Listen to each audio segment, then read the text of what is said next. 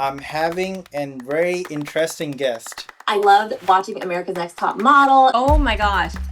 I don't even know the number. It's a very conscious choice, you know? Story and description writing. Like I was fully immersed. So you don't want it to be associated with any fast fashion. Now it's a lot of fast fashion pieces. So hey everyone, welcome back to ZÁY SHEEN Webisode. I'm your host, Bud, the founder of ZÁY SHEEN, the brand rooted to sustainability and ethical production. Today, I'm having a very interesting guest right here in front of me. Her name is Tyler Chanel. And I'm going to be just looking because there's a lot of things that I would be covering here and we're going to be talking about later. It's Chanel's journey from modeling for fast fashion brands to becoming a passionate advocate for sustainability, thrifting, and conscious motherhood. We'll be diving into the topics like ethical fashion today, sustainable, and one of the most interesting topic we actually discussed when we were in a Zoom meeting before when we first before is the sustainable wedding.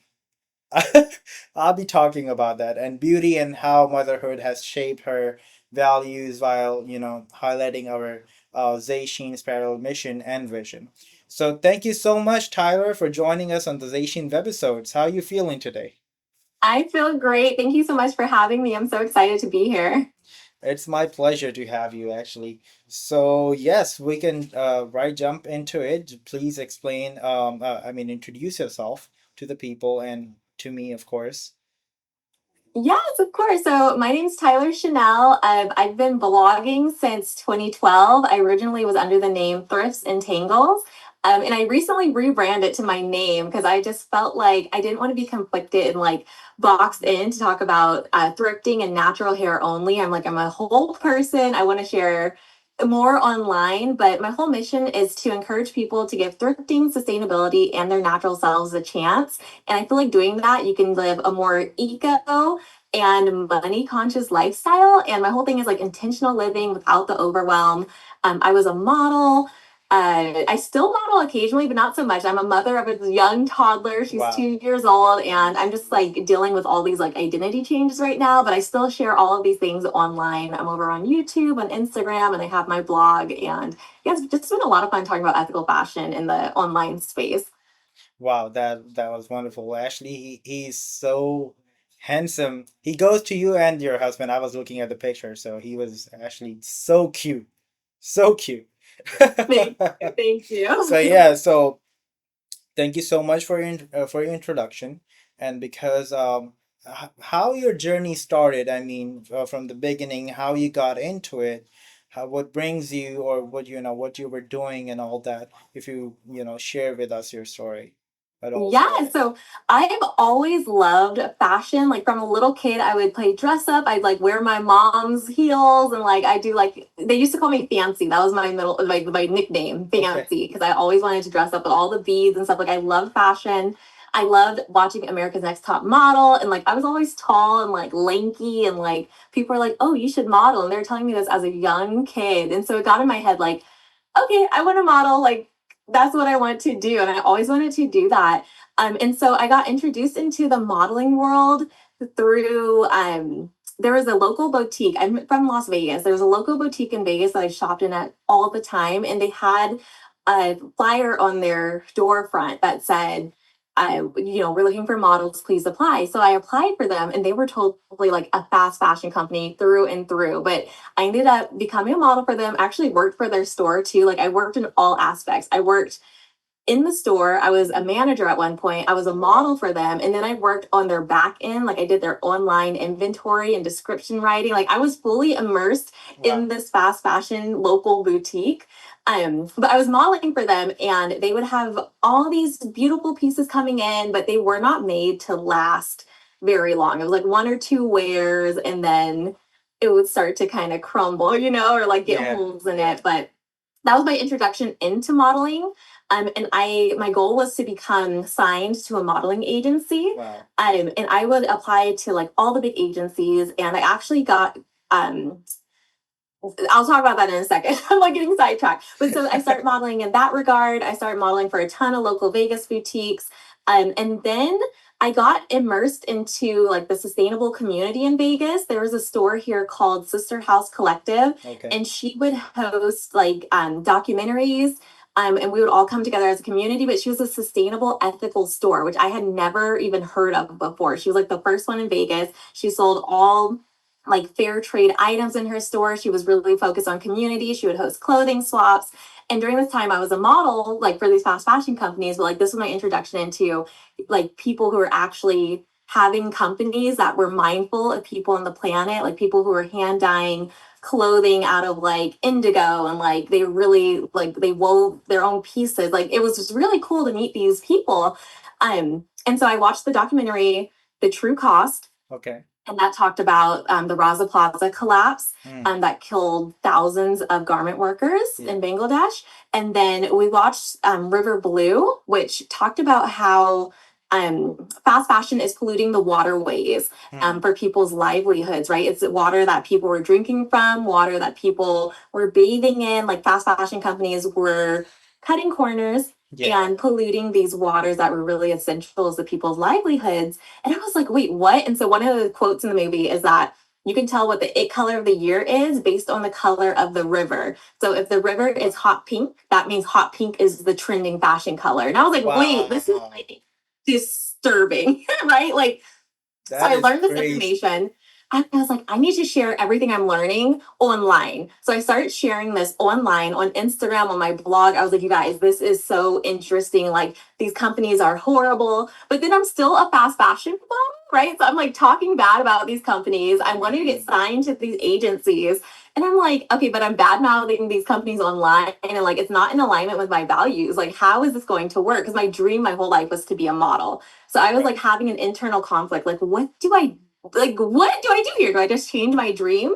Um, and a lot of the models who modeled at that same local boutique with me, they got signed to big agencies, and they were the face of Forever 21. They were the face of H&M. If you went to their website, they were all over them. Mm. And initially, that was the trajectory I was headed. I was like, well, I modeled for them. They got signed. Like they went here, and that's what I thought I was headed. And I was like, okay, but I don't want to be the face of Forever 21 when I'm like when I I mean, know what so Forever 21 does. I get that, but how hard was it for you to see, your other colleagues getting on the, bigger picture, but because you made a choice to be more conscious and, choosing the sustainability, it was an easy choice for you. Like, I don't care. I'm just going to be going with this path. Or you were like, maybe I should go, or maybe I should not. What happened at that time?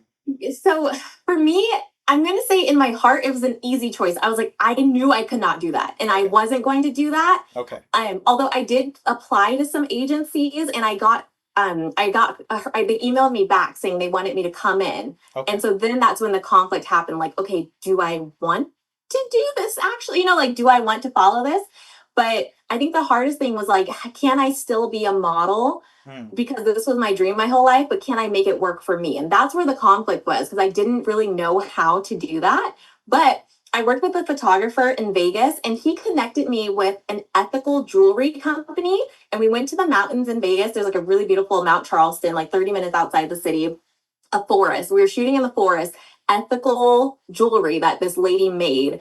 And I was like, okay, there's ethical companies out here. So let me do some searching online. So I found an ethical modeling agency. They are Wow. based in LA. They're called Role Models Management. They're actually not around anymore, but Okay. I sent my pictures How to many them. years ago was that?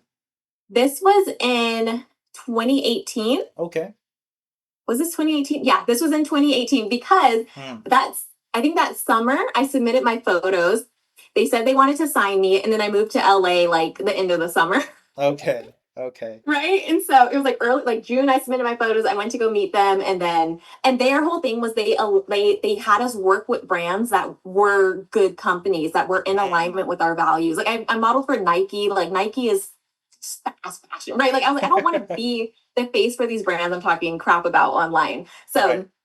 I signed to the agency, and they would connect. We had a ton of vegan models, and they would work with vegan companies. Like I walked in a vegan fashion show. Like I found that company, or I found the way to model Mhm. that it was helping companies that I would actually feel proud to talk about online and feel proud to be the face of. If you see me on the face of a website, it's because I actually align with those Wow. values. It's a very conscious choice, you know. You always see of also your personal brand, how you wanted to present yourself to the people. So you don't want it to be associated with any fast fashion because it's harming the planet and the people, as you also mentioned about the it's one of the um incident that happened in Bangladesh. But there are a ton of more if we open the books and see in the past. That's very good. Thank you so much, Tyler. I mean, it seems like so many years, but you make it short, but it's so interesting, and I got so many questions out of it. So the first job that you started, how is that was your first job ever, or if how did you get the job in that store? And did you ever find any complaints from the customer coming in that, you know, these clothes doesn't last long or things like that? So what was that?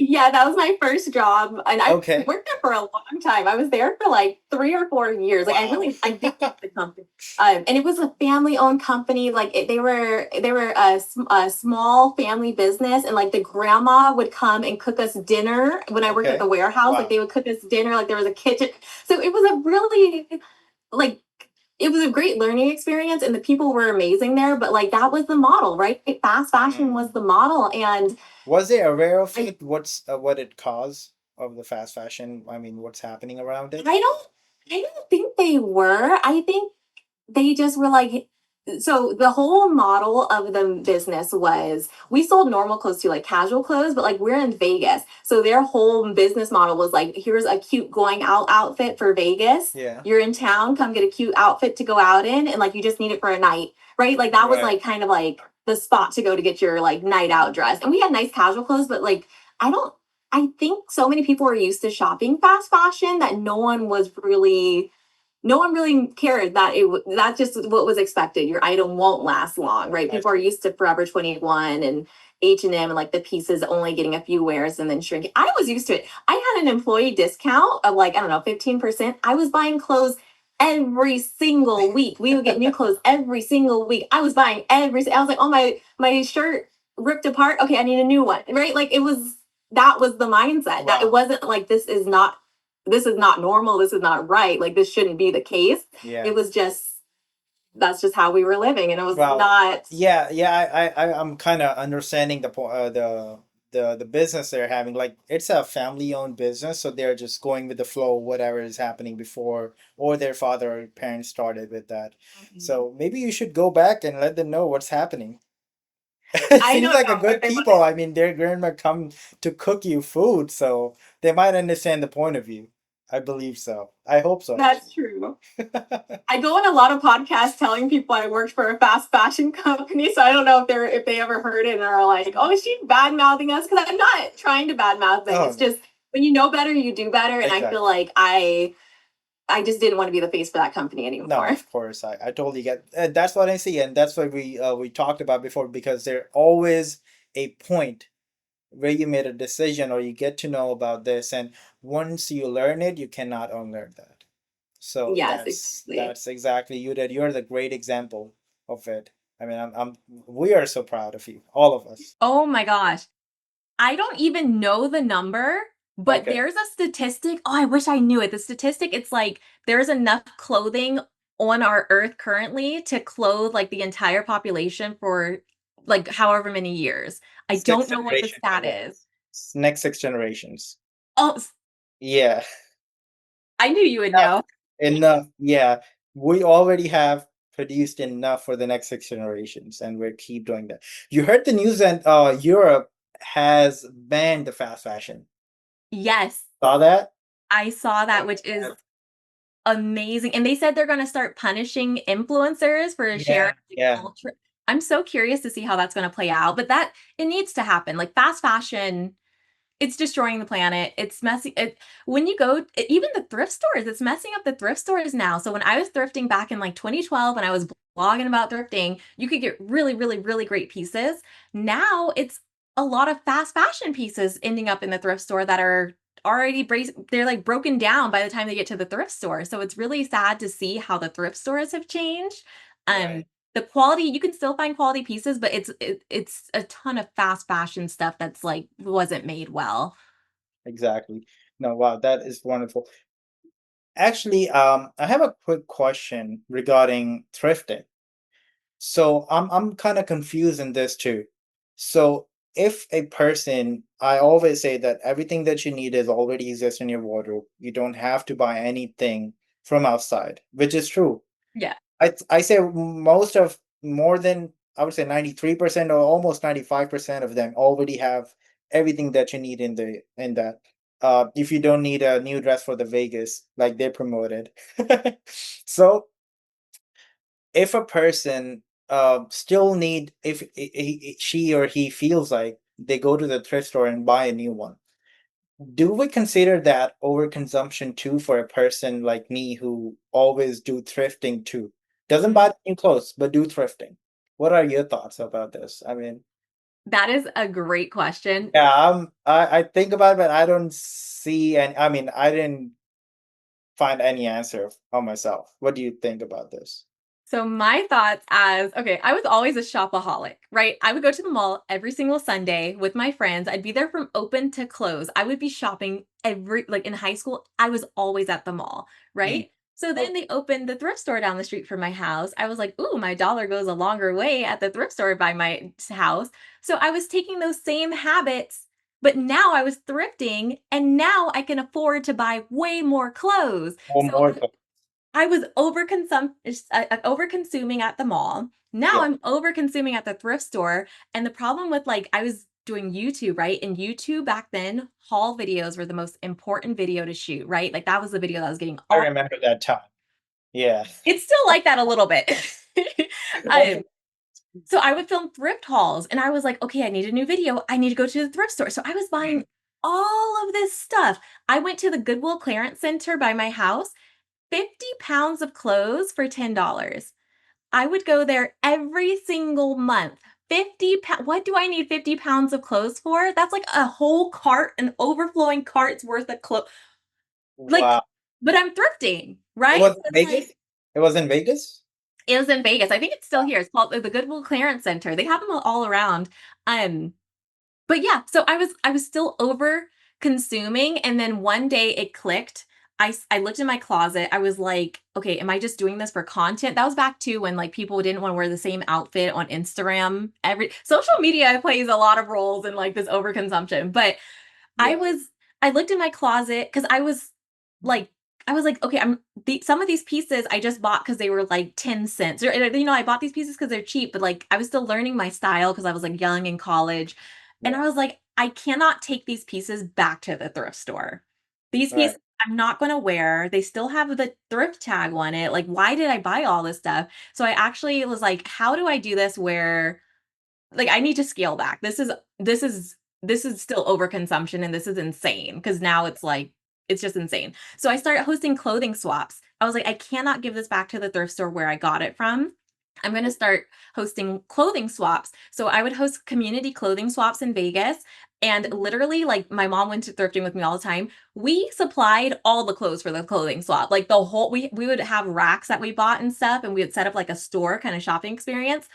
Like, all the clothes, like 80% of the clothes were all me and my mom's, and then people Wow. would bring their own clothes and they would swap. But the thing I liked about clothing swaps is Mhm. that you were not you could see someone fall in love with the item, and they would take it home, and then I would host clothing swaps every season, and sometimes the items that would be there in spring would be brought back in winter, and then someone else would fall in love with that item. Like, so you would really see, like, someone's ending up with these items Right. because just sending it back to the thrift store. I did a video showing, like, the behind the scenes of a thrift store, like the back room of a thrift store. A lot Mhm. of items never even hit the floor. A lot of the items end up in landfill. A lot of the items get shipped to different countries that don't want the items. Like, there's so many issues with the donation process. Like, people think when they donate an item, it goes to someone in need, and that's not really the model for any thrift stores that I know of. They might buy items from organizations who they'll then, pay them to get the items, and then that's how they help the people in need, like, by giving them money to get the items, but, like, the clothing doesn't go to people Right. in need. So that's a whole rant about, yeah, you can overconsume about thrifting. That's my whole point. No, I'm very glad you agree with my point, but that was a thing that I was actually thinking. We always say, "Oh, don't buy a new one. Go to the thrift store if you need something." I mean, first of all, you already have it, but go to the thrift store if you need. But still, if we keep buying clothes from the thrift store, it's still kind of a overconsumption. So, Yeah. I think- But then so I think if you don't buy I think everyone needs to be mindful, but then I'm like, if you don't buy the clothes, it's going to end up in landfill, right? So, it's kind of loophole, yeah. it's kind of thing where you just have to be a little bit cautious. You can buy, of course, because it's not a new one, you're just repurposing. There's a thing, the biggest thing about the thrifting.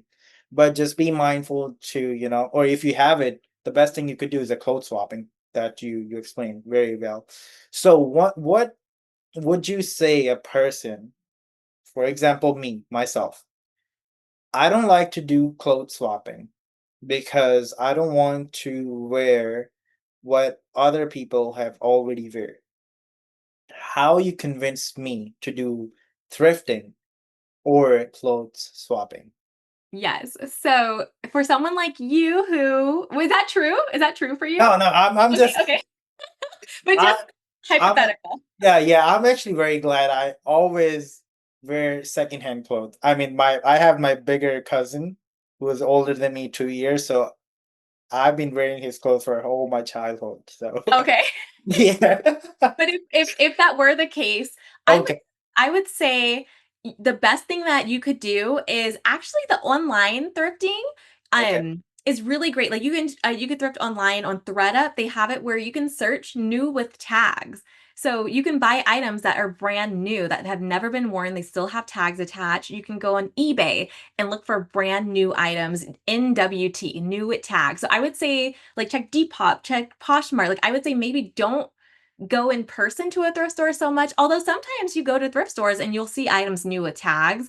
But Okay. I think that's Oh, even thrift store have new items. yeah, a So lot where of the do they come from? How um do they acquire that? a lot of the times they'll have either like someone just didn't wear the item and they'll donate it, but a lot of the times a store who has like a surplus of items will just Mhm. I don't know what they'd work out a deal with a thrift store and you'll see like 80 of the same shirt.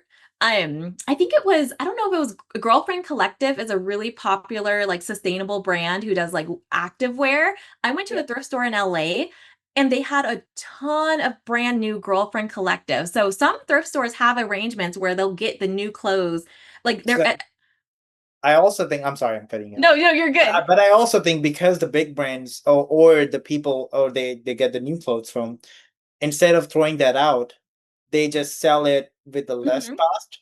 So the thrift store can also sell and they can just have some money too out of that. Yes. That could be the thing. That's what they do. Yeah. There's a Goodwill in Orange County in California.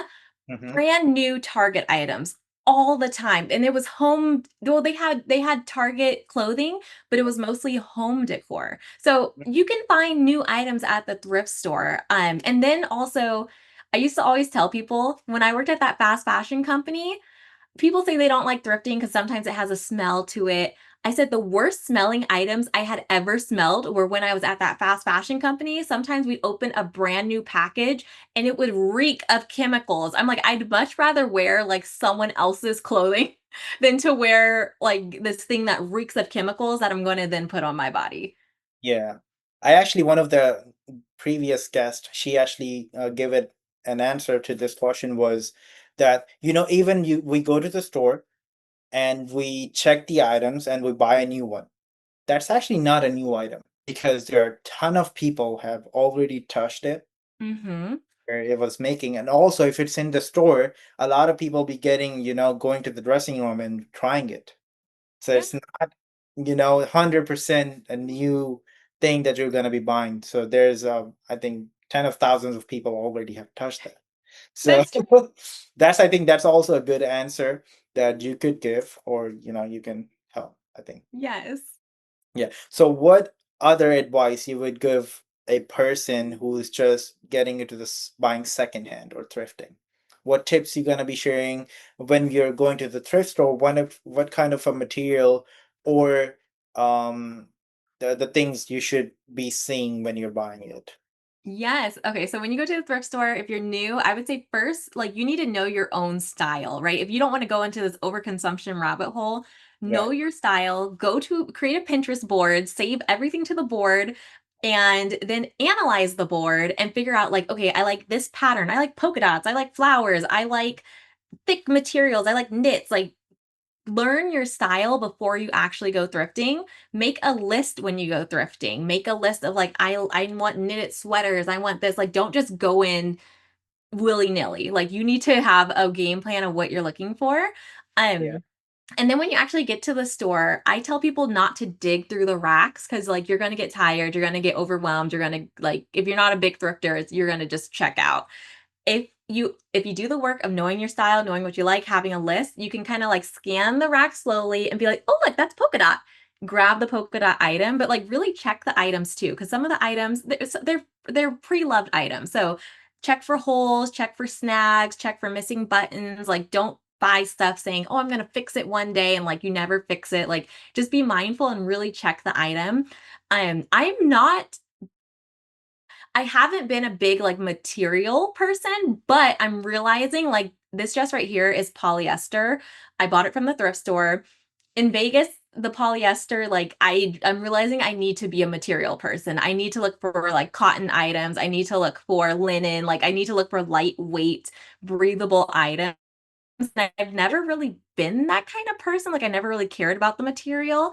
And I'm starting to care. So if you are at the thrift store and you're really looking for like quality materials, try to look for natural fabrics. Just look, check the tag and see what it's made out of because the stuff made from polyester, it's not as breathable. It's not typically going to last as long. Usually it's like a more of a fast fashion piece. Although I've seen some brands charge a ton of money for items that are polyester and they're not fast fashion brands. I'm like, who's paying $200 for a polyester? you know? right. So you talked about personal style. How can a person find a personal style of that? You explained, go to the, Pinterest, pin Mhm. boards, and all that stuff. But a person like me who doesn't know about what his style is, and he just looked online and see people or watched some YouTube videos that, if you're this kind of a body shape, you should wear this kind of a shirt, you should do this, you should do that. And of course, there are some ideas that we can also pick up, but how can a person find his truly personal style? Yes. So I've been like diving deep on personal style stuff lately because I had a daughter, right? I'm a mom. Like I lost my sense of style. Like I did not know how to dress myself, so I really had to relearn like what is personal style and like I'm finally feeling like myself again. So After or before? after giving birth like because I was like a different size, right, and like I just couldn't wear the clothes I was previous wearing, and like I love crop tops, like, and I was like, do can I wear a crop top as a mom? The answer is yes, but like like having like this like does my old wardrobe work? I also am now 31, like I hit my 30s and I'm like, do I dress for my 30, like, and I just had like this identity crisis. So now I'm like I saw someone say recently to figure out your personal style, if you don't want to seek elsewhere, like if you don't want to go on Pinterest and look on Instagram, because you're always going to find the hottest, trendiest thing, right? And it's always going to be whatever the it fashion is. They said, look within, look at yourself, look at your phone, look at outfits you've worn in your day to day life. And they said, create two folders on your phone. Create a outfits I hate folder and outfits I love folder and save them accordingly. So you look at yourself for inspiration and then you can kind of see like, okay, I didn't like how I felt in this item. I don't like how this one looked. But if you have the outfits I love outfit, you can see like you can see repeated patterns. Like I love a high waist pants and a crop top. And Right, I didn't realize until I went through my phone, like, oh, my favorite outfits that I keep saving are those. So that is my personal style. right. Makes sense. Yes. No, that's actually very, and yeah, we're gonna be going to the next topic, and you already just talked about it, is about your motherhood. And before we go there, I have a quick question. Like, the camera you're having on, is it recording too, or just a cam? Just the cam. Just a cam. Okay, good. Okay, yes. So now we're getting there. So how was the whole experience around that becoming a mother and and managing your life through sustainability? Because during that time, you also consume products. Hmm. You were also conscious about what products I'm kind of use, and do you maybe you have more information about this, that whatever product that you're using, does that affect the baby too? Mm. So Hmm. what was that time looks like to you, and how was that? Yes. So it was interesting because I saw a lot of people sharing different sustainable ways to care for the baby, right? And then I was talking to my family and they were like, well, for generations, we've been doing, this with the babies, and like kind of being like, what is right. One thing I found that I really liked, and I really implemented was like glass bottles instead of like plastic bottles for the baby. I just love the glass bottles. I feel like they were easier to clean. Like they were just, for me, that was right for me and my family and for my baby. Like I was pro glass bottle. But I don't we thrifted a lot of her items, right? Like a lot of clothing items were thrifted. But I felt like I wanted to be in control kind of like, oh, she's going to have like sustainable wooden toys and all these things. But we were so grateful, like for our friends and family, for our baby shower and like her first birthday and stuff, like they just gifted us so much stuff. Like they gifted us a ton of diapers and wipes and all these things. And I don't know that many of the stuff was actually sustainable, but I was just grateful to like have what I needed for the baby. So I feel like I've seen people have it where it's very strict, like do not give us this, do not give us that, like all these things for the registry. And I didn't want to limit people and like force them to give us something sustainable if that wasn't their value. Like I don't if someone's spending money, I don't want to push my values onto them for what they're spending money on, if that makes sense. Yeah. I but yes, I don't think I was super crazy about like being sustainable. Like I did Huggy diapers, right? Like I tried all these different diapers and Huggies ended up being the best for my baby. And I was like, okay, these are not very sustainable, but these work. So I think it's just doing what works for you and your family. I'm trying to think what else we did that was pretty sustainable. Um I can't even think. That was like a blur that time. No worries, you'll get to know. So if a person is too crazy about sustainability, conscious consuming, and ethical production and all that, and he or she loves thrifting, and they wear clothes that are thrifted or they use clothes, and the baby is newborn, and they don't want to buy a new clothes for the baby. Mhm. Do thrift stores, or there are any thrift stores or the options for the newly mothers or the parents to buy conscious clothes for the kids? Yes. Yeah, so not thrifted, just like ethical kind of clothing for them? Yeah, I was actually, my idea was a thrift store. Does thrift store sell the newly babies clothes? Yes, they Yeah. do. So there's actually I've never been, but in Vegas there's a store called I think it's called Mommy and Me, and like it's curated to mothers and babies. And I've never been there, but like my niece goes there all the time and she's like, I buy toys there, I buy clothes, and like it's nice stuff, like really nice quality items. Mhm. Um there's a Savers in Vegas off Lake Mead and Rampart, all like really nice, like new with tag baby items. Wow. Like it's very impressive. And then even like online ThreadUp has kids, like you can search by size, like from 0 to I don't know, like 12 or something. So they do, you can get a lot of really nice items for the kiddos. And then now too, like I feel like my daughters too, um, and I love like pre-loved books. That's one thing sustainable that we kind of did. We're like, we love a pre-loved book. Like we love taking her to the library. And we're trying to gift her. And like she had too many toys at one point because everyone was gifting us toys. We're like, you guys can gift the toys, but like we tell them you have to keep the toys at your house. That's what we've been telling people. Like we can't put toys in our house anymore. But we love experiences. So people gifted her like a annual pass to Chuck E. Cheese, or like an annual pass to a local botanical garden, or the annual pass to the children's museum. And I think that's sustainable, like making memories and not so much buying gifts and like toys that end up breaking or like the kid gets bored of. Like I think experiences are really valuable. Wow, that is amazing. So, do you previously just talk about after you had one and you know find again your personal style. So, Mhm. what things did you did, or how did you find your style, or why did you felt like that you lost your style?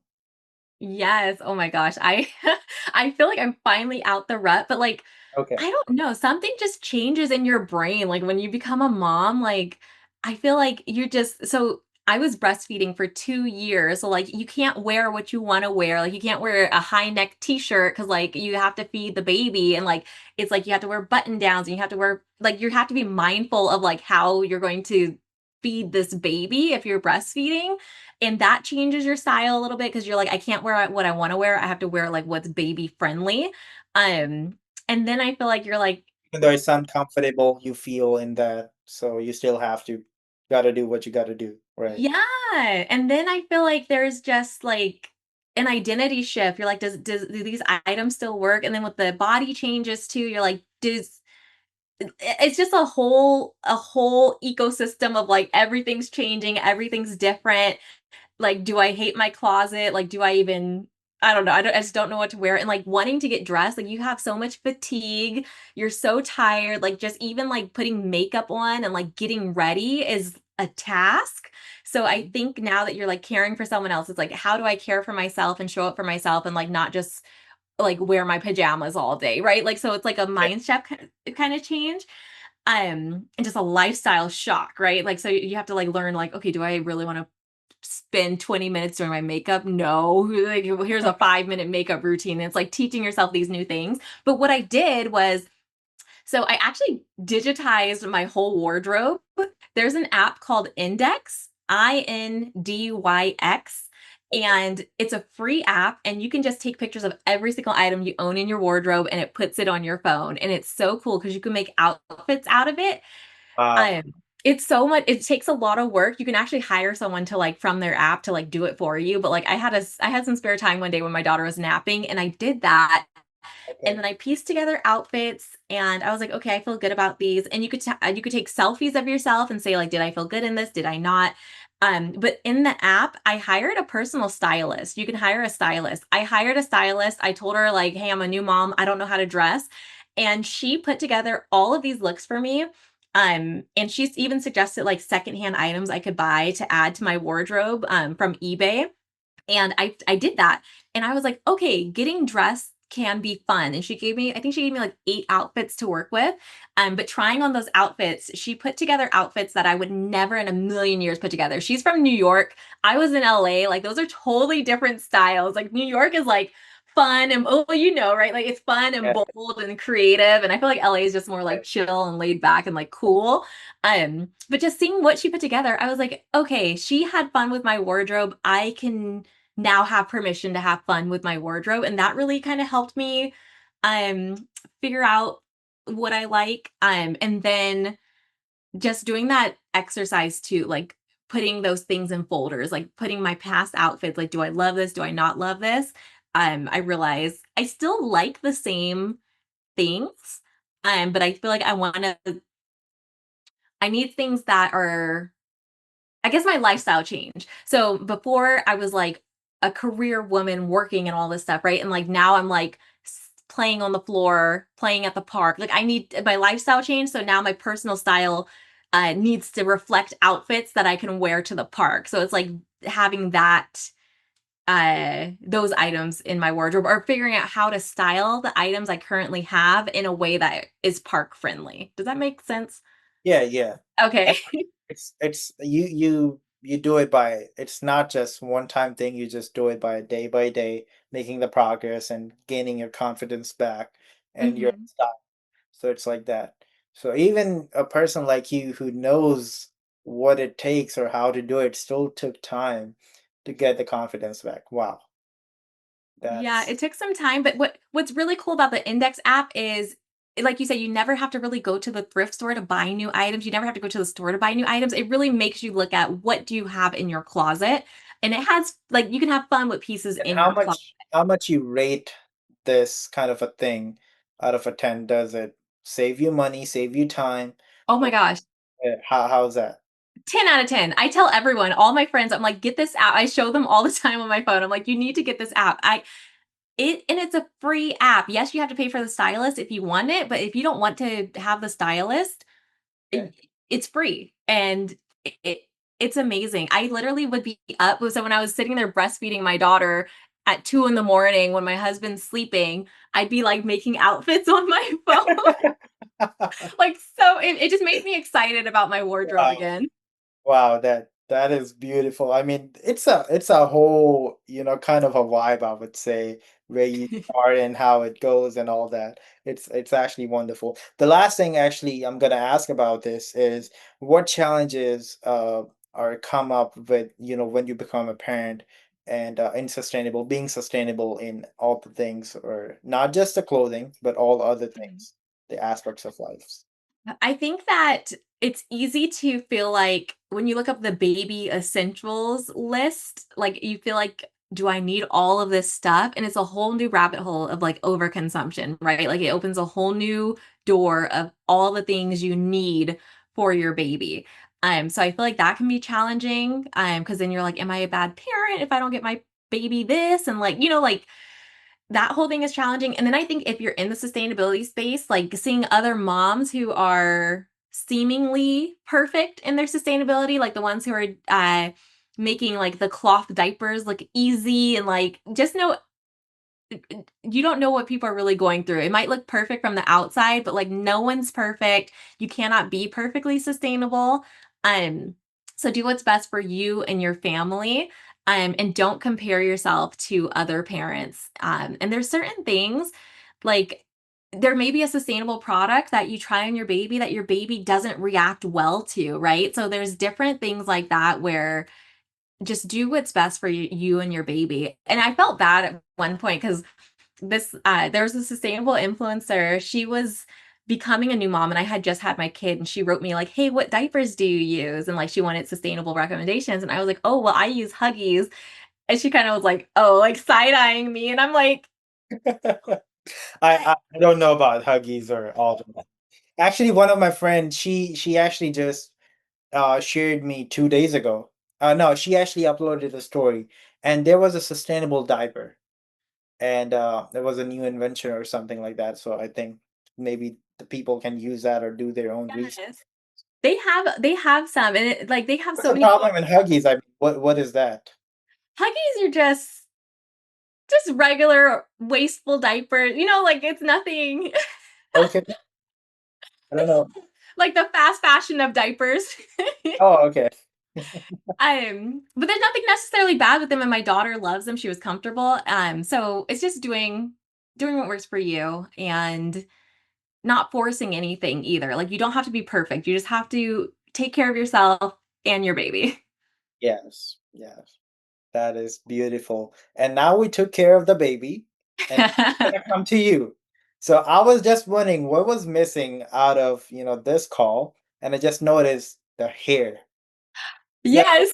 yes, I have seen ton of your videos around hair care. So I love your hair, and the Thank profile you. that you have is all that. I mean, I actually tried it once when I came to US. I went to the to a salon and I told them that I need braids or I need something kind of a hair that I like that, but they messed up. So Oh no. but anyway, so how you take care of the hair, or is this just a natural thing? You put something on, or what you generally talk about?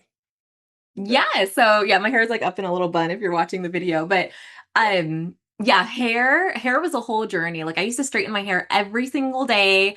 It was like not healthy and I went on this journey of just really embracing my natural hair and learning how to care for it. But then there was another layer because like I was on this journey of like being more sustainable and mindful about my purchases. So now I found like shampoo bars and conditioner bars. Actually, I found a brand, it's Humby, Humby Organics. They make a shampoo bar that actually worked for my curls. It worked really well for my curls. I have a blog post about it. And it's actually like one of my most popular blog posts because I guess a lot of people want to use shampoo bars, but they don't know if it works for curls or not. So that's something that's nice because the shampoo bars, you can use it like 100%. Like there's no like it's not like it reduces the need for like water by a high percentage. All that stuff is on their website. But Also use the shampoo bar on our body. you know what? I don't know. I don't know. That's a good question. Yeah, because I have a lot of hair on my body. I don't want this hair to curl up later on. I'm just like Right. That's a good question. I'm sure they have some bars that it's like full body and hair probably, but that I don't think Humby Organics. I think they're hair only. But yeah, there's really good brands. There's Inner Sense, which is a clean beauty brand who I really like. And it's just with scaling back on my beauty, like not feeling like I had to buy all the products. I saw a curl specialist and she really kind of like helped me learn how to care for my hair. And she taught me that less is more. When it comes to my hair, it's really about like the styling techniques. Like she tells me to do this thing with my finger. She calls it the hashtag method. And like she's like, it's not so much about the products, it's about like the brush you use or the combs you use and like the styling tools you use that can help make a really good curl. Mm, I see. So I'm just wondering when you say a shampoo bar, so you just have the bar putting on your head like this and that's it? And then Exactly. Yeah. massage it later? I mean when you're showering or how Yeah. you do it? So you have great hair. So I think a shampoo bar would Well, work. actually, I'll be coming on that. So answer this first, and then I'm gonna. Yes. You're my personal doctor for hair right now, so. So they have so the shampoo bar, I'm actually doing a video on it in a couple of weeks with my friend. We're doing a YouTube video, but you wet your hair and then it's a bar like a bar of soap and you just like rotate it in circles on your head, massage it on your head, and then Yeah. your hair lathers up and then you use your fingers and then you rinse it out. But yeah, there's no liquid. It's like a solid bar. And then you follow up with the conditioner bar. Exact same thing. You wet your hair and just rotate it on your head and massage it and rinse it out. But it works. I was surprised it worked. I was doubtful that it would work, and it worked beautifully. Wow, I'm glad. So, what would you suggest to a person whose hair is falling Hmm. every day, like 10,000 hair, though in a whole day? So, what kind of a products do they use? Should we use, or how to take care of their hair? You know what? That one, I don't think I know the answer to that. I have some family members who have asked me this because they're like, "Oh, you're the hair expert," and I'm like, I'm an expert on my hair." Like I, I'm not You good with don't other. take any responsibility for of your Yes. So hair. unfortunately, I really do not know, but I would say like usually when there's like hair falling out stuff, like that could be a medical thing. And I've been dealing with some medical stuff personally. So like go see your doctor, like go get blood work, make sure it's like not a medical thing. And if it is a hair thing, go see a hair specialist and they can probably help you. But yeah, I have no idea. I'm sorry. Fine, I just have to make an appointment now. Okay, we'll see. So about the hair products, what do you see or how we can be sustainable in that? Yes. So, like shampoo bars and conditioner bars are extremely sustainable because they're not requiring a lot of water to create them. So that's a really great way. Like they require less water to activate to get your hair to like lather up. And the same with the brand Inner Sense. Um, it's like a little bit of product goes a long way. So finding products that are like highly concentrated that don't require a lot of water to use, I think is really good. And for for the hair, I feel like you don't need all the products. You don't need like TikTok. Don't go on TikTok looking for like all the products you have to use. Like just figure out what really is like your like my hair is dry typically, like dry curly, like find products that work for, work for what's going on with your hair. And then I when I was starting to be sustainable, I felt like I had to make all my own products. I was like, I'm not buying anything. I'm going to make everything by myself. So I was making flaxseed gel from scratch and I was using that. I was buying shea butter and making like shea butter cream myself. And I And felt like that was, does that huh? help? Does that help? I 0 out of 10 would recommend. Okay. So, so I I think if you have the right recipe for it, it might work. It didn't work for my hair, and honestly, like, I went down the rabbit hole. When you get into the sustainability journey, I think people feel like you have to be perfect, you have to do this, you cannot buy anything, so I was like, I have to make it myself, and my hair was looking dry, it was looking limp, it wasn't looking great, and then I went to the store and bought some products from, like, people who saw chemists and did research on, how to make a good hair product, and their whole brand is around hair and like they did the research. I used that product in my hair and my curls were thriving. And that's when I realized like, oh, sometimes DIY is not the way. And I think in the sustainability space, there's a lot of like, oh, Yeah. do it yourself, make it yourself. But like there's a reason a lot of these brands exist because they hired Right. people who are experts to make this formula that's going to work. But that good thing you at least tried. You tried to do it by yourself. I did try. It didn't work for me, If but that works, maybe that could be a next billion-dollar brand, but unfortunate. So, what do you think the beauty industry gets wrong in sustainability in the hair? Or you previously talked, you mentioned about doing makeup, and because you're a woman and you know about more than me, of course. So, what is that? Oh my gosh. I feel like what they get wrong is just I was gonna say greenwashing when you pose this question. I feel like, How there's greenwashing in makeup? oh my gosh. Oh my gosh. A lot of brands will create a line, a sustainable line, right? So they'll be wasteful in every aspect of their company. Yes. One question. So I know about clothing, I know about some other stuff, but what makes a makeup line sustainable? Mhm. How do they greenwashing? Yes. So what What's makes the it difference? Yeah, so there's a sustainable brand I love. They're called Elate Cosmetics.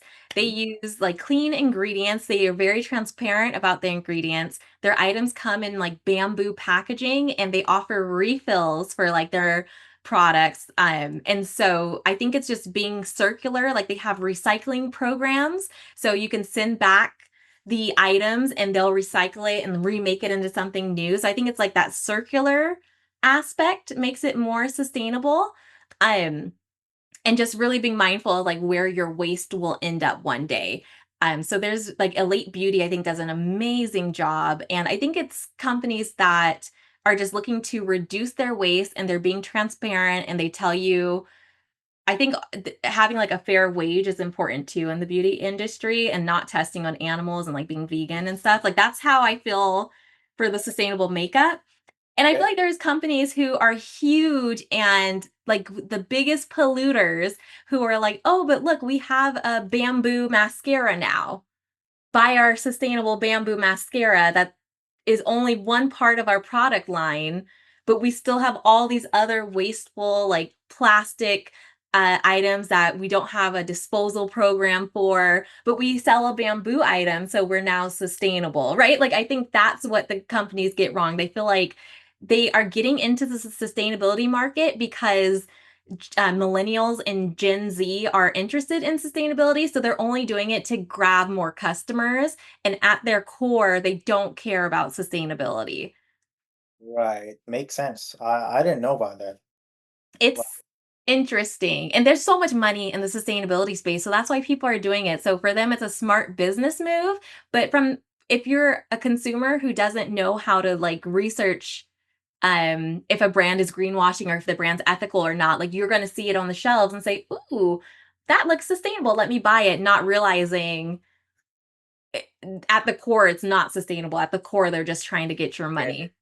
You cannot be sustainable just by making a biodegradable packaging. This is Oh what my gosh. Yeah, there you go. That's the yeah, soundbite. Yes. yeah. If it says, "Oh, we made it with bamboo and we use this, we use that," but if the core is not what it should be, it's not so ethical. No, that Yeah. makes sense actually. Very good. So yeah, we're almost on the time. You want to have some water or something? I don't have any, but I'm okay. I know I've been Okay. yapping. Okay. We actually have a few more topics to cover, two more especially. You okay going on or you wanna No, we're good. We're good. Okay, wonderful, wonderful. Because now it is the best topic that I want to talk about. Is the why you laughed? I think I know. I think I know what you're going to bring up. What is that? The Take, sustainable wedding. oh, I was about to say take a wrong guess. But Oh, I should have. but Sorry. yes, but yes, that's a sustainable wedding. How did the idea came to your mind to doing a sustainable wedding? And when you share your thoughts with your fiance or with anyone who was helping you, how was their reaction to it? Yeah. So, okay. So I worked in the wedding industry when I was in college, in Vegas, and Vegas is so wasteful. Wedding industry is so wasteful. So when it was time for me to get married, I was like, this is what I do not want to do because I've seen hundreds of weddings where it's for one day and a very important day of your life, but one day it's like all this waste is created for one day. It's really like stressful to me. So I decided I wanted my wedding to be sustainable. When you say, I'm sorry, I'm cutting you off. When you say waste, be specific. What type Oh, of oh my gosh, like a the ton of people who are listening to it or having so they know what things you're talking about. yes. Okay, so That's important. there's plastic waste from if you're having an open bar and everyone's drinking plastic, to Yeah, dispose of when they're taking their shots. yeah, There's waste from the food waste, like a ton of if you do buffet style, some people don't, they put too much food on their plates, it gets thrown out, or they don't eat all the food. There's waste in like a lot of the party favors that people don't necessarily want or need and they end up throwing it away and then if you're a bride, there's so many. If you go to a thrift store, bridal this, bridal that, bridal hat, bridal tiara, bridal robe, like there's so much in the bridal industry where it's a lot, and like it's like things that are just going to get thrown out. Like the wedding is such a specific, like decor is so specific to the wedding that after you have your centerpiece that's made out of whatever, like let's say you didn't do flowers, let's say you did like a, I don't know, a gimmicky little centerpiece, that just gets thrown out because it's not going to work for someone else's wedding necessarily. It's going to go to the thrift store. That person won't want it, and then it ends up in landfill. Like, I think decor is probably the biggest area of waste, because a lot of those things cannot be reused depending on what yeah, you do. exactly. Yeah, so that's all the stuff that was coming to my mind when I'm like, okay, I don't want to be super wasteful for my wedding day. So, what I ended up doing for so I told everyone I want to have a sustainable wedding to answer your question. My Yeah. husband, he was totally on board. Like he's marrying me. Like he knew, like he used to, he's not like me saying this. He used to litter when we first started dating. And I Okay. was like, "You need to stop this." And he Okay. was like, and now he's so sustainable. Like now he stopped eating beef for the environment. Like, like I was Oh, like, you so he knew he was marrying me, like the girl who was like lecturing him, do not litter. Like he was totally on board. I told my parents and like some of my close family, and they were like, there's no way you're having a sustainable wedding. No, we don't care what you have to say. And I was like, this is my wedding. Like this is going to happen. And I think they were kind of doubtful, and it ended up working out. And they were like, wow, this was really nice. And it was great to not have all this waste created. there you go. Sometimes you just need a perfect woman who knows what to do, right? Yes. So Yes. if a person, myself, going to get married, and I want to be do a sustainable marriage and all the things. Hmm. What kind of a list that I have to make, and the most highlighted parts that should be sustainable? Okay, so for I think food is really, really big on waste. So what I did was I think you can eliminate food waste by doing plated meals where and serving on actual like dishware, like not having plastic or paper plates, like actually serving on dishware, serving with silverware. If you have like a caterer, ask them for plated meals because if you give someone a plated meal versus like you can have buffet style where they serve you food and you have leftovers and all the stuff. And like a lot of leftovers get thrown out. So if you have a plated meal, it gives the exact serving, like one serving to the guest, that usually will get eaten and it's not wasted. But then what we did, we had an agreement with our caterers where we said any food that's left over, we want it boxed up and we want to take it home. So we had like our own Tupperware that we brought and we boxed everything up and took it home. So nothing went to waste. We were eating wedding food for like 4 days, but it was delicious and it was great. And that's one way you can be more sustainable. I think you could be sustainable by like I thrifted my wedding dress. It was $400 on Facebook, secondhand on eBay for like $50. So if you can find like attire that is pre-loved, I think that is good for your wallet. It's good for the environment. Like because the wedding dress people are only going to wear once. So if you buy a pre-loved wedding dress, you're giving it another life because I don't know what happens to wedding dresses. It just sits in people's closet and then maybe one day gets thrown out. Um, so I think that's a good way. I think party favors, like I mentioned, are very wasteful. And the send-offs, oh my gosh, people bubble send-offs and confetti send-offs. Like when you're leaving a wedding to go like away to the honeymoon or whatever, like people have extravagant send-offs where they release balloons and like it's so wasteful. So I was like, so we had a send off where we just had everyone wave goodbye to us and we just went off into the car. Like they didn't need any like things to throw at us. But one thing I liked for the party favor was we gave everyone a caricature drawing of themselves. And that's something where I feel like people will keep. It's like a long lasting party favor versus sometimes the party favors are like I don't know, just little things that like are it's like swag when you go to a convention where it's like a pin with someone's name on it that sometimes gets thrown away, right? Like it's just I wanted to give someone something that I felt like they would actually display in their homes and keep for a long time.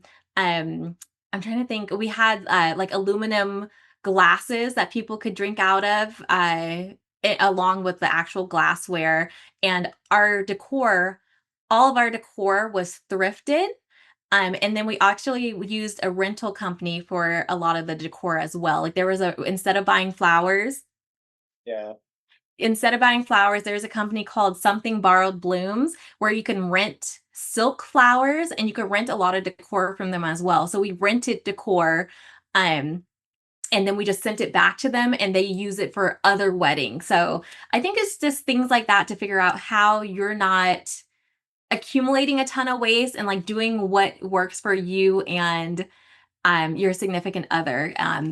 But there's so many ways you could be sustainable at the wedding, and it's it's a lot to take in, and it's not the norm. People are gonna look at you weird, even though like I don't know why it has to be weird. One of the biggest things is venue, and having a venue that's partially outdoors makes it so you do not have to decorate as much.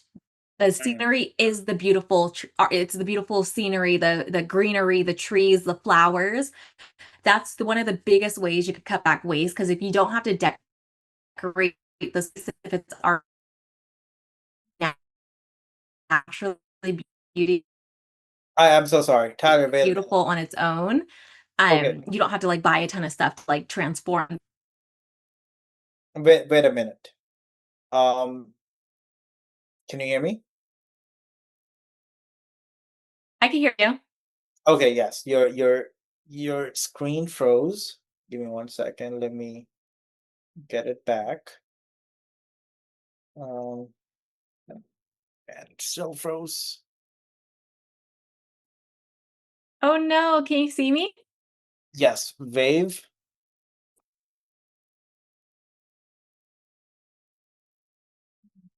Okay, it's better now. So you were saying about scenery. So yeah, continue from there, please. Yes.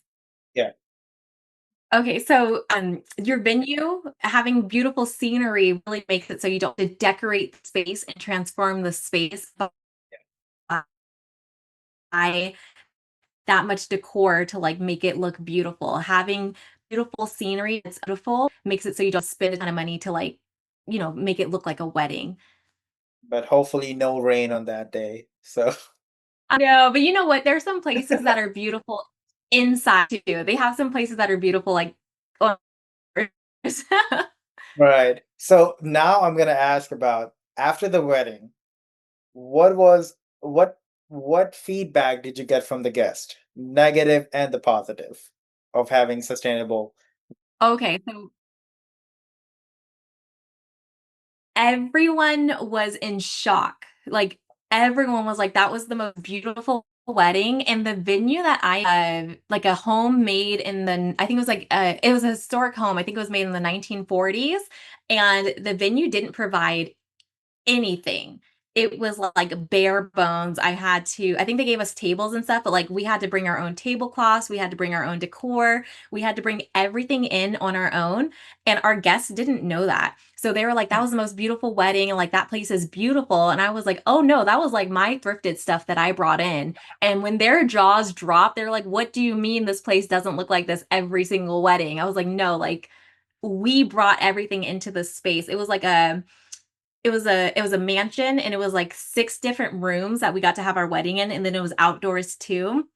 And they Okay. were just like, "Oh my gosh." And like it was funny because we had aluminum cups, and one of our guests was like, "Can I take these home?" And she was like, "These are so cool." And so it was just really nice. And I feel like people were like, "Oh, I want to do this at my wedding," or like, "I never thought to do this." And it was an all around good experience. No one had anything bad to say about the wedding. Everyone was like, of course, they wouldn't tell me if they It's had something something bad to unique, of say. course. Yeah, the first timer. So then how your parents reacted after that? What they said? Oh my gosh, they were like, "Okay, okay, you were right. You were on something."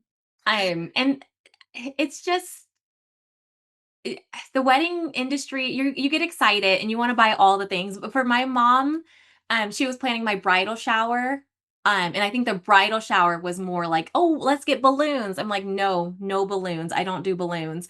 Balloons are so wasteful and they're not disposed of properly, and, like, I'm anti-balloons for all events. And she wanted to get, like, all the bridal, like, cup holders and this and that, and I kept telling her, like, No, I don't need that." And I think that was, like, frustrating because as a mom, you're like, "I wanna buy my daughter all the bridal things, and it's fun." Yeah. Um, so that one, I don't know if she was so thrilled that that I pushed back on that. I'm glad they love it too. So if a person, now I'm gonna be coming on the cost of having a sustainable wedding. If I'm spending $100 on a normal wedding, Mhm. and now I plan to do the sustainable wedding, how much it gonna cut cost? Ooh, it's gonna cut costs a lot. Okay. Um, I don't know how much it would cut cost, but it'll cut costs a lot. Okay. I would say even maybe up to, like, 50%. Wow, really? It'll cut costs a whole lot. Um, the I feel like people think, like, if you do, like, the paper plates and the paper this and that and, like, you'll save money in that regard, but you'll spend in so many other areas because I feel like you're not being mindful. When you're not Yeah. being sustainable, you're not being mindful and you might just be buying every single thing. And if you buy things brand new for a wedding, it's going to cost a lot versus buying things like taking your time to get things pre-loved and I actually thrifting decor and renting decor. Flowers, there's like a debate on if flowers are sustainable or not. Like people usually lean no. They're like, get a plant instead of a flower because the flowers are gonna die. But like flowers alone, the quotes for florists are so high, especially for a wedding. So by like renting silk flowers that can be reused for other weddings, that saves so much money alone. Like I had um one of my audience members, she told me she read I had a blog post about like the silk flowers. She said I saved her so much money on her wedding from flowers alone. She was like, I was going to spend all this money on a florist and I did the silk flowers. And she's like, thank you so much. And I was like, Wow. oh, that's really cool. No, actually, I love the line that you just said. They're not being sustainable. I mean, they're being sustainable, but not conscious. So if we merge both of that, we can save a lot of cost. You said almost 50%. Let's say not 50%, but at least 30% minimum, Yeah. right? Yeah. So if a person said, "Oh, I don't want to do a big wedding, I'm gonna spend a lot of money," maybe they can think about having a sustainable wedding because it's gonna cost less and they can have the same amount of guests where they can have in a big wedding, Yeah. right? Yeah. Exactly. And I think too, Mm. my wedding was 40 people. It was during like it was post COVID, but like we still had all these COVID restrictions. And I feel like even just having the smaller weddings kind of automatically makes it a little more sustainable. Because you're not worried about having to like entertain and feed and like do all these things for all these guests. But I know that's not practical for a lot of couples. But yeah, Yeah. there's all these ways you could be more sustainable. Mm, makes sense. Wow, that's amazing. So yeah, I think there's a lot of advices we just talk about in that. But what advice would you give a new couple who is thinking to get married and they're thinking to do a sustainable wedding? I mean, what do you want to say about that? I would say stay true to your values and care about, what matters to you guys as a couple. Focus on that because you're going to hear a lot of outside opinions telling you this is not the way they do it. This is not right, but really stay true to you and your significant other and you'll do great. And it's your wedding, so you don't have to explain your decisions to Yeah. anyone. Just do I what mean, even if you spend thousands and thousands and having a good wedding, people still gonna talk about this. So Yeah. why And I not just do your own thing, what you like, and just save some cost too at this. Yeah, and sustainable does not mean less than at all. Like you can have a Exactly. sustainable, Right. beautiful wedding. Right. Right. Makes sense. Maybe next time show me the pictures. I want to see how the venue looks like. Oh, I will. It was beautiful. Yeah, that I would love to. So next we're gonna be talking about a little bit of Zayshin, about our brand. So we started in 2020. Same story. I was I mean, I always do the stuff and I don't waste the things. That kind of a mentality, but I didn't know that there's something called sustainability. So when I was in this and in 2023, I get to know more about sustainability and then I said enough is enough. I'm be going to sustainability because I stopped everything fast fashion. I mean, whatever I had, I cannot throw this out because that's a waste again, but all that. So the brand is also believe in conscious, sustainable fashion, consumerism, and also the ethical production because we want to support the people and the planet, both of them, because planet and people, because these are the most important thing. And the exploitation we're seeing right now, like you were saying in the beginning, you can see what color of the season by looking at the river. Mhm. So that's kind of a thing that we need to stop or we need to do something about it because I had a one guest from Ghana and he was actually telling me there are people who actually died because of this. Like we hear talk about this, but people over there or the third world countries, people are dying actually of this. And we know here how much a human life cost. And if they're like dying like this, like just for the fashion, so it's like a big thing. Right. So what are your advices or you see in the clothing brands that they do or you want to tell them that they should stop doing or they should focus on these things more? Oh my goodness. I think it's just stop caring about profit over people. That needs to end because no matter, I feel like the companies are already so profitable.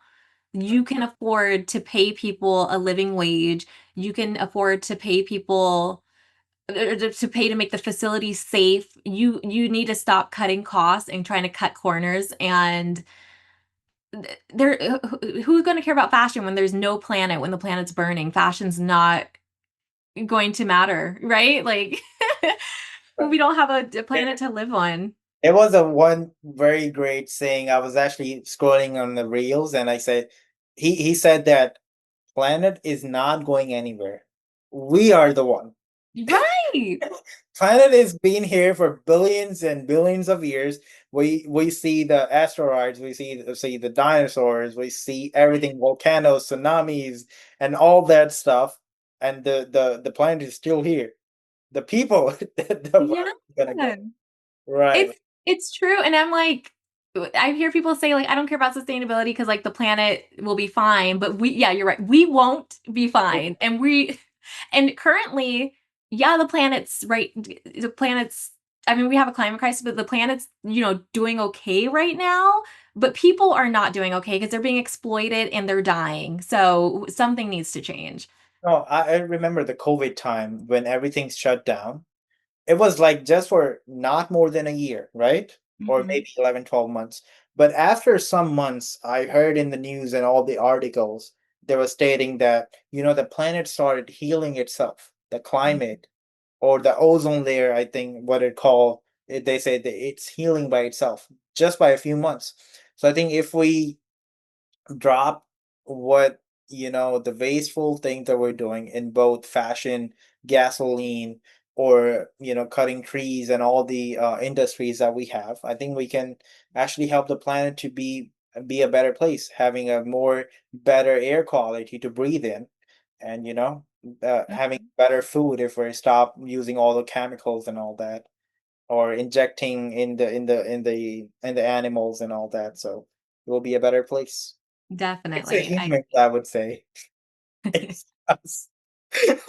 It is. It is. Oh yeah, that was a serious talk. So yeah, what's the next thing? Hopes and action. So where do you see sustainability or fashion in the future? We just saw the news. Europe took a step further and banned the fast fashion and taking actions on the influencer who are promoting this. What do you Mhm. think about America? Oh gosh. I know it's supposed to be hopeful, but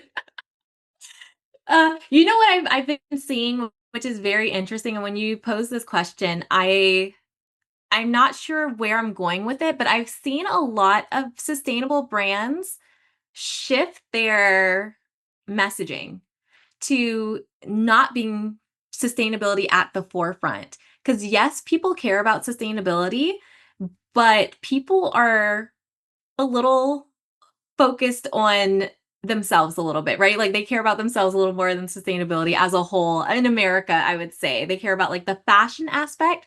So I've seen sustainability companies rebranding themselves to be still sustainable at their core, but they're focused on like, we are bold fashion, we are unique fashion, we are this kind of fashion.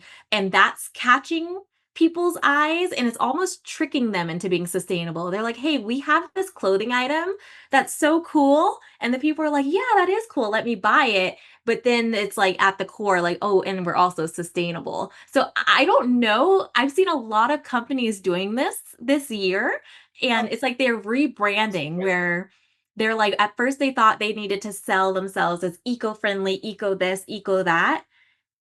And they So, still are, but they just are focusing in a different messaging that they're highlighting. so what we call this, if a fast fashion brand tried to be sustainable, we call it green fashion, greenwashing. Mm-hmm. If a sustainable brand selling the products was using a different marketing techniques, showing them as a bold fashion or as a, trying to be selling a selfish consumer, I would say, the people here. So what we call that? What do we call that? That's a good question. What do we call that? Maybe we ask the audience. Let them know in Ask the the comments. audience. I have no idea. I just got this question in my mind. I mean, that's strange actually. A sustainable brand selling their clothes as a bold fashion or not showing or highlighting the sustainable thing much. Mm-hmm. I mean, of It's course, there are brand story that you could use, and whatever the clothes that you make is sustainable. I mean, that makes sense too, but we need a word. We need a word. I We need a agree. word. I think that's the future. I think companies are going to kind of meet consumers where they're at a little bit more and almost trick them into being, falling in love with the company. And then they're saying, oh, and it's eco friendly. That's cool. Uh, I don't know. yeah, right, right. That's kind of unique thing. Well, we really find new ways to market. So, I mean, also at Zayshin, I forgot to mention, but even I own the brand, and I do sell, but I tell people you don't need to buy, even from me. You already got whatever you need in your closet. Please go there, check whatever you need. You're looking to buy a shirt or whatever, socks or hat. See that if you can do that. But if you need something to buy, and if you're okay with thrifting, you could do that. But there's, a market too where people do not like to wear used clothes, as I mentioned before. So that's why that was also the reason I was asking the question. Not me though, but so so there are people, so I try to capture that. So then you can buy a new clothes and be conscious and be sustainable, so you can at least helping the people and the planet. So where we live at. So I think that's actually a good thing. I So what message do you want to leave to the audience regarding the sustainability? I think that y- sustainability, there's ways to be sustainable in every aspect of life, in all industries. There's ways you could be sustainable. And I feel like it can be very overwhelming. So if you're listening to this, I want you to just take a look at your life, even maybe just do a trash audit. Dig through your trash can and see, like, where are you maybe being a little bit wasteful, or where are you spending a lot of money? Like, really look at that and figure out what changes you can make personally that fit your lifestyle and start there. Because if you try to be sustainable in all aspects of life, it's going to be overwhelming and sometimes discouraging. But one thing that I think is really cool about sustainability is, let's say you're really into makeup and you start looking into sustainable makeup and like clean beauty. Once you kind of start learning about what makes different things sustainable in that industry, it's going to hopefully open up a curiosity in you and make you say, like, huh, how does this apply to fashion? How does this apply to food? And I feel like it's like you dip your toe into sustainability, the water's nice, you get comfortable, and then you kind of like swim around and explore all the ways sustainability is just an amazing thing for us to embrace. So that is my message. Just do what Or works for you. as you said before, nobody can be perfect. We No. all means we cannot be 100%, sustainable. But we can always try as Yeah. much as we can to be conscious or make a decision. So that's actually the whole idea of this, having this kind of a podcast episode too.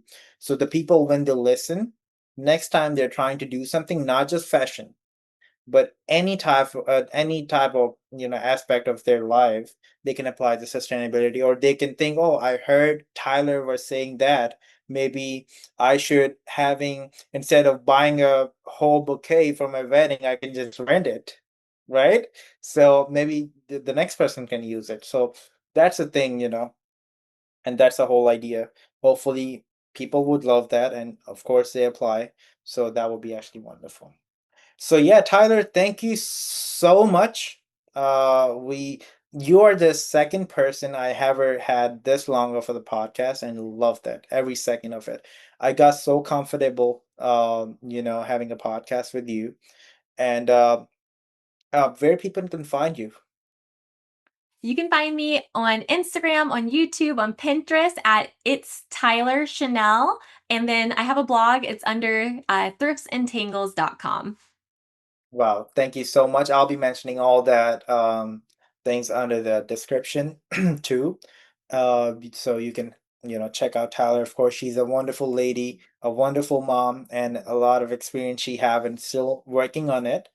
And that's how we get better, right? Okay. Thank you so much for all of you who listen to it and stick to it. Any last things you want to say before we go, or you're good? I just want to say thank you for having me. This was a really great conversation. I appreciate it. My pleasure to have you, of course. I love that, as I said. So thank you very much, guys, for watching ZAY SHEEN episode, and I'll see you with the next guest. Take care. Bye bye. Okay. That was beautiful, Tyler. Thank you That so was much. good. Thank you.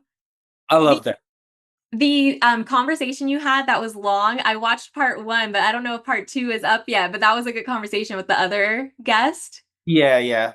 Easy. Yeah, she's actually the first person I had this long conversation. She actually just came, she lives in Germany, Frankfurt. She was here 2 weeks ago in New York City. So I met her. Oh, Uh nice. yeah, I took her to the New York City spots, and we spent some time. And that was a great conversation. We had some in-person podcasts. I'll be uploading that soon. So that Oh, was very good. that's exciting. Well, thank you. This was really fun. I really enjoyed Yeah. talking to you. No, thank you very much. So yeah, I'll be sending it over to the podcast editor. You're gonna take a little time because having some other too. So once I get it, I'll be sending over to you, and you can have a look. If it feels good, you want to add something or you have some ideas, we can definitely add that. And of course, we'll be uploading it soon. Okay, thank you. Thank you so much. Okay, my pleasure. You have a good day then, okay? I'll see Okay, you you next time. too. All Yeah, right. we'll be in contact so we can always yeah, if there's something you can always text me. I'm just a text away. Okay, perfect. Thank you Okay. so much. Thank All you right. very much. Bye bye, Bye. Tyler. Bye to your brother too.